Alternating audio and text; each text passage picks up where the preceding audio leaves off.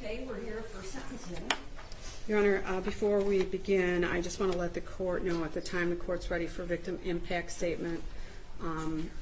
Mr. Oliver's mother is here to make a victim impact statement. The victim, Mr. Smiles, is present, but his guardian would like to make a statement on behalf of them. Okay, we have plenty of time for that. Yep. I do have a correction. I have something to say also, but go ahead. Go ahead, Judge.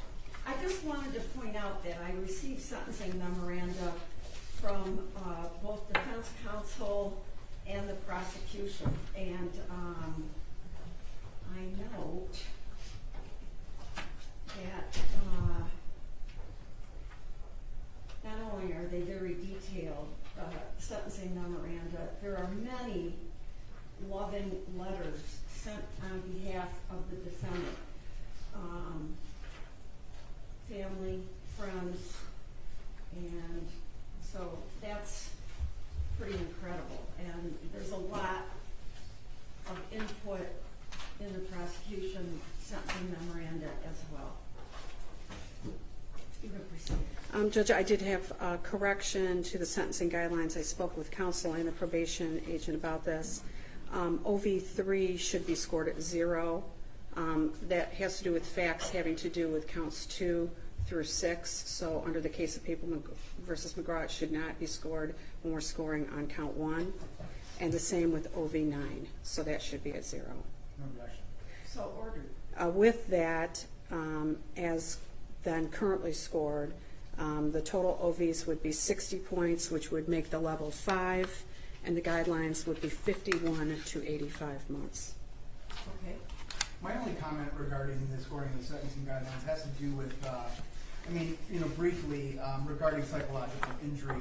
I understand that this is a very low threshold. I would just point out that the statements in the PSI regarding psychological injury, that they don't come from the victim himself. It would be nice to hear from him what his impact was, but I will take certainly the representations of his guardian at face value. But I'd like to address the aspertation. The aspertation scoring is scored at 15 for escorting the victim to a place of greater danger. And Michael, that particular victim, he told police that this incident occurred around 5:30 in the afternoon near a swim club at Avon Road in Old Perch. This is a very populated area. The so-called dirt road that apparently he was brought to is surrounded by both sides. So I would just assert that a well-populated area in the daytime cannot be categorized as a place of greater danger. Your Honor, I think OV8 is properly scored at 15 points. The statute requires that the victim was escorted to another place of greater danger or to a situation of greater danger or was held captive beyond the time necessary to commit the offense. Mr. Smiles is present. If he were to testify, he would tell the court that it was dark outside when this occurred, that this dirt road that this occurred on did have homes on it, but this was approximately 1.5 to 2 miles from his home, which is in a residential subdivision, that he had asked to go home, and that the defendant wanted to park the car and told him, I believe the words that he used with me, that she wanted to jam with him. She wanted to sit and talk with him. The point of this is that he is moved away to a place that enables the defendant to commit this crime where there is less protection for a victim, a place of greater danger and isolation. And I believe with that, this is properly scored at 15 points. Nothing beyond that. Okay. Your motion to reduce the scoring is denied. Have you spoken on the sentencing or on the PSI as much as you want? I have some corrections. Okay. I would just note a couple things. It's not factoring into the scoring anymore after we resolved the discrepancy with OV3, but I would just note that there is a statement regarding one of the victims undergoing treatment for an STD, and I would point out that in the court-ordered STD screening as part of the defendant's pretrial services, she has a negative screen. If the court doesn't have a copy of that, I can certainly tender that to you. The other thing is that it's my understanding, obviously it's really unfortunate that victim Mr. Smiles had lost his mother, but my understanding that it occurred several years before he met the defendant, at least a couple of years. So the PSI just makes it sound like one happened after the other. So insofar as it happened a couple of years before he even met Ms. Hotelling, I just like to note that. Okay. Did the court want a copy of that negative screening? No, you're an officer of the court. I believe you. I have it here. Judge, I would just indicate in response to that, that the STD that victim Oliver was treated for, if the defendant had been treated for that particular one, she would test negative now. It is not one that's continuing and ongoing, so there's no way to know. I have nothing more to add. So no. That's true. What else? I have no additional corrections to make. I mean, I certainly do find the recommendation to be exceedingly high, and I think a lot of that is born out of some misunderstanding as far as the scoring goes with the cross scoring and things like that that we've already addressed. But I do find that the recommendation is extremely high. If you want, if you want me to allocate for my client now, I can, or is there some more stuff? Okay, sure. Good time. One of the things I want to know, on behalf of my client, or at least as far as Ms. Postarn's sentencing memorandum to the court, it's been repeated by the prosecutor, and it's been echoed in the media, this notion about these students receiving special education services, and I'm not saying that they didn't. But I believe this assertion is repeated to be inflammatory. If it were appropriate, then the prosecutor would have surely charged the defendant under a crime against a mentally or physically helpless person. There is a specific subsection of the statute that allows that. She did not. So I think the repetition of this is a little troublesome for me. We live in a world where it's very common for students to receive special education treatment through an IEP. And I think conflating those types of services in such a way that would give the impression that the students might have been somebody who suffers from Down syndrome or autism spectrum disorder or some other typical special education service. I think that conflation is a little dangerous here. Both of the students involved were high-level varsity athletes. Furthermore, both of the students involved described to police these interactions as consensual and neither alleged force or coercion. But Ms. Hotelling certainly knows that she betrayed her trust as an educator. And as a consequence, she lost her career. She let her students become peers, and she let that professional relationship cross the line. As a result, she ended up causing trauma to these students that she really wanted to help. She has no criminal history. She's been compliant with her bond in over a year that she's been on bond, and she has obviously lots of support in the courtroom and lots of support in the form of the letters that I submitted to the court. Yes. In this time that she's been on bond and she has lost her career, she's found a new career. And she's demonstrated that she still has a lot to contribute to society. She's certainly remorseful for her actions, and you'll hear from her directly. Okay. But I would ask the court to follow the Cobb's agreement at the very least when sentencing Ms. Hotelling. Okay. Anything from the people? Your Honor, I would indicate the one thing that I noted both from the sentencing memorandum and from the PSI is that still, to this minute, this defendant has expressed no remorse. This is everyone else's fault. She blames the victims. She makes statements to the probation agent, which I found outrageous, claiming that she was threatened by one of these victims that he would harm her, that he would harm her husband, that he would kill her dogs or burn down her house. She had the opportunity when she spoke to the school officials to tell them that. She had the opportunity when she spoke to the detectives to tell them that. When she testified at a unemployment compensation hearing, she had the opportunity to say that. And then during the Walker hearing, where she's in this courtroom, she's perfectly safe, there's police present, the court's present, the victims are not present, she's asked questions by her attorney, she's asked questions by me. That was the perfect opportunity for her to say that, and she has never, ever said that. And that is not borne out by the call detail records and those text records, where even up to the day before she was interviewed by the police, she was texting the victim on counts 2 through 6, wanting to know if Jay could hang out with her. I would ask the court to follow the cops agreement and sentence the defendant pursuant to that. I don't think the defendant has provided this court with any reason to go below the advisory guidelines, and I would ask the court to follow the cops. Thank you. Okay, this might be the time for the victims' families to come forward. Thank you, Your Honor. Ms. Oliver, Mr. Miles.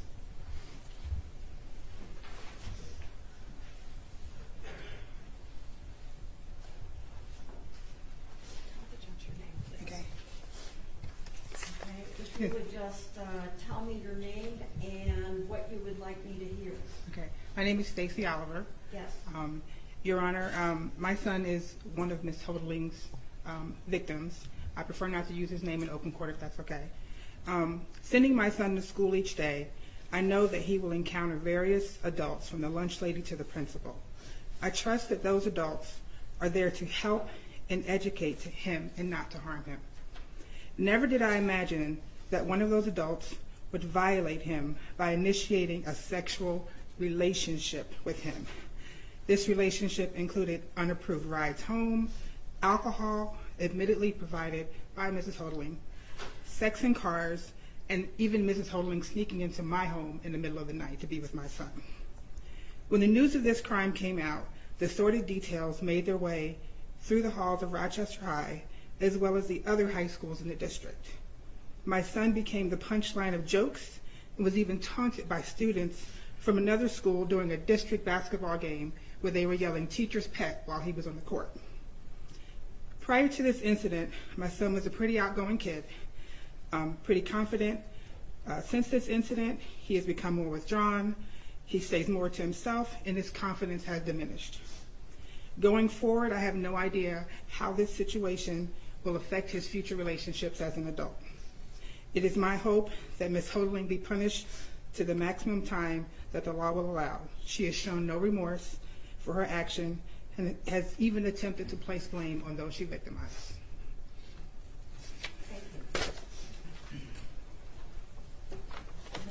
Good morning, Your Honor. I'm Donnell Miles. I am the guardian and the great-uncle, co-guardian with my 91-year-old mother, who is sitting there next to him. I'm hoping that you would consider the impact that this has taken on Michael, his family, and the time that this happened. I can certainly give you a copy of all of the information relating to death. This was months after his mother was buried, and he came to live with us because he lost his mother. I'm an educator. I've been a professor for over 15 years tenured, and education and teachers I love, and I understand the challenge. I understand relationship building, but when you do and cross lines that can never be corrected, there's something wrong there. Ms. Hofteling gained my trust at a meeting for special needs children, and she was the advocate that wanted and stepped up and asked, "I want to help your nephew." Therefore, when I hear a request from her, I have a different feeling because I'm thinking she's his advocate. She's there helping. Particularly on December the 6th, after this incident occurred, my phone rang and Ms. Hofteling called and says, "I need to come to your house and we need to cook together today." And I said, "My mother's 91st birthday was just last night." I said, "Unfortunately, I have a house full of guests. This is not the right time." And she says, "Well, this should have been done. I need to get there with him and be with him and cook this food." And I says, "Well, I can do the caloric intakes. I can do all of that for him." She says, "No, I really need to do this. I know what the teacher said. I've talked with the teacher, and I'm helping him with this." I said, "Okay." When I returned from dinner, he was as high as a kite from drugs that she had given my nephew. To me, this is ridiculous. It's absurd to do that The child is in counseling. There's all type of problems, and I won't go through them at this point. But some of them are public record. Some of them are there from the psychologist that will elucidate the states that he is going through. He should have not lost his senior year of high school and had to be moved to another school because of the ridiculous ridicule he received. Notes, threats, I have them. I am a Christian man, and if anything else, I fear God. I pray for Miss Hofteling, and I started crying at court when I seen the pain of her mother. I certainly pray, and I understand tempering justice and mercy. But we also have a responsibility to these children who were entrusted with a professional and the state of their lives and the continuance of their life. I would ask, and I believe the court knows what's best. Just want to be sure that you understand the seriousness of this impact. We go from sexual assault, and now we give kids drugs. Thank you for your time. Thank you, sir. Is there anyone else who would like to speak? Okay. Ms. Roth-Taylor, is there anything you would like to say before being sentenced? Yeah, is it okay if I read you a letter? Yes. Thank you. I want to start by taking responsibility for my actions. I understand that my actions have consequences that both affect me, my husband, my family, and friends. Having that burden on me has been punishment I could have never imagined and never want to experience again. I want to apologize to all the parties involved, specifically to my students. I know that my actions betrayed the duty and responsibility I had to them as a teacher. I sincerely never intended for my relationship with them to cause them trauma. The strong support system I have now is one I could have never dreamt of, nor I could ever thank or repay them for the unconditional love they've given me. I know they'll hold me honest and responsible for the rest of my life. The thought of being incarcerated is a scary one. It will affect my marriage, my family dynamic, the financial situation for my husband, and my new career. I have learned so much about myself and other people through this tough process. I've learned to take full responsibility for my controllable actions and seek help for those things I cannot control. I have learned it takes a lot of inner strength to seek help. From this day forward, given any outcome, I want to promise you a few things. I promise to live my life with the utmost respect and integrity for myself and others. I promise to learn from this experience every single day for the rest of my life. Lastly, I promise to continue my life with a humble heart and the utmost honesty. I appreciate you taking time to listen to this letter.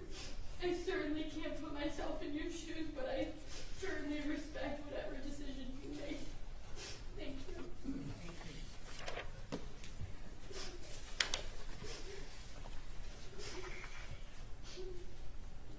Okay, before I sentence, I just want to say,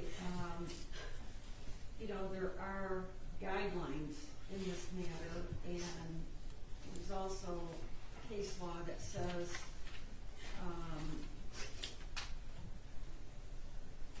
that they are not rigid, that they are literally guidelines. And as we indicated, the guidelines start at 51 months. And this court granted a Cobb's plea to the bottom of the guidelines. The court is going to honor the Cobb's plea, but, and I said this before, I can't imagine anything that could have been presented to me that would convince me to go below guidelines. So I'm not going to do that, but I am going to stick by my Cobb's plea. It's a sentence of this court that Catherine O'Haley, for counts 1 through 6, criminal sexual conduct, 3rd degree, be sentenced to 51 months to 180 months in the Michigan Department of Corrections. There is 1 day jail credit. For count 7, delivery of a controlled substance to a minor, the sentence is 51 months to 96 months in the Michigan Department of Corrections. There is 1 day jail credit. Crime victims fee is $130. State costs are $476. You are to comply with DNA testing, HIV testing, and comply with sex offender registration requirements. You are to have no contact or association with the victims. Like the mother who got up here and talked said she didn't want to name her son. I'm not going to name the victims in this setting. They're on the PSI, but you're to have no contact or association with either of the victims.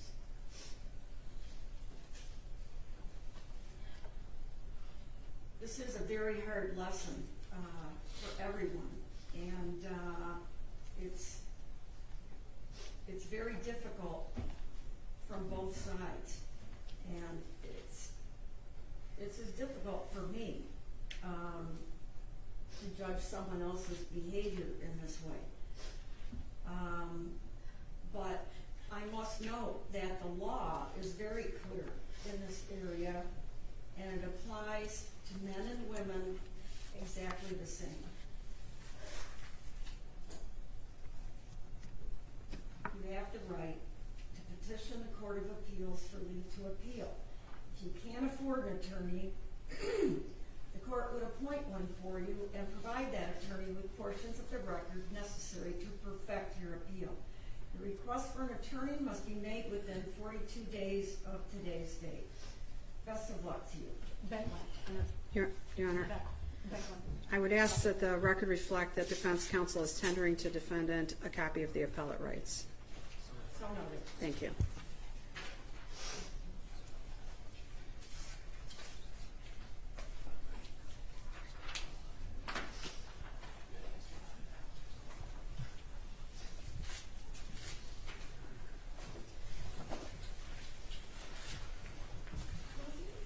All right, sis.